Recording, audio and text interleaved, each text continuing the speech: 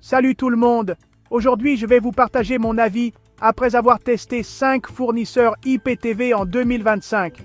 Qualité d'image, stabilité, catalogue, service client.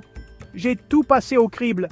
Alors, si vous cherchez un abonnement IPTV qui tient la route, restez bien jusqu'au bout.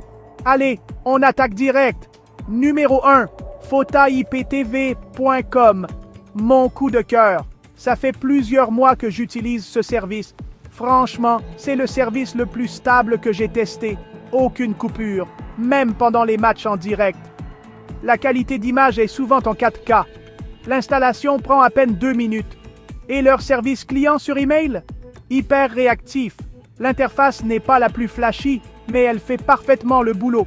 Et c'est pour ça que je reste chez eux. Je vous ai mis un lien dans la description si vous voulez y jeter un œil vous-même. Numéro 2, IPTV STRX.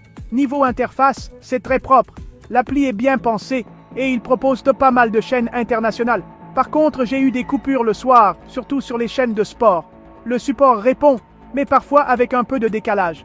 Donc c'est bien, mais pas assez stable pour moi perso. Numéro 3, Mans TV Pro. L'offre est assez fournie. Films, séries, replay. Il y a de quoi faire niveau contenu. Par contre, l'installation est un peu galère. Surtout si vous n'êtes pas très à l'aise avec la technique.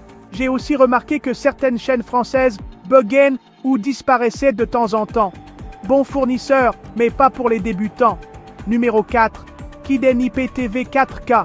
Ce fournisseur mise à fond sur les chaînes 4K, et il y en a un bon paquet, c'est vrai. Mais j'ai noté plusieurs soucis avec la VOD, des ralentissements ou des films qui ne se lançaient pas. Ils ont un bon catalogue, mais niveau stabilité, c'est pas encore ça. Numéro 5, NOSD Vision IPTV. C'est un service assez nouveau.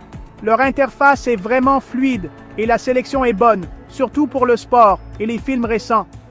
Par contre, j'ai eu quelques bugs sur Android TV et parfois les chaînes mettaient un peu de temps à charger. Un service à surveiller donc, mais encore un peu jeune à mon avis.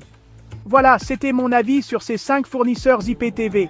Chacun a ses points forts, mais si je devais en recommander un aujourd'hui, ce serait clairement Fota IPTV pour sa stabilité, la qualité du flux et sa simplicité d'utilisation.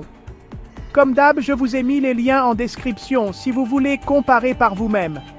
Et si cette vidéo vous a aidé, n'oubliez pas de liker, de vous abonner et de partager. À très vite!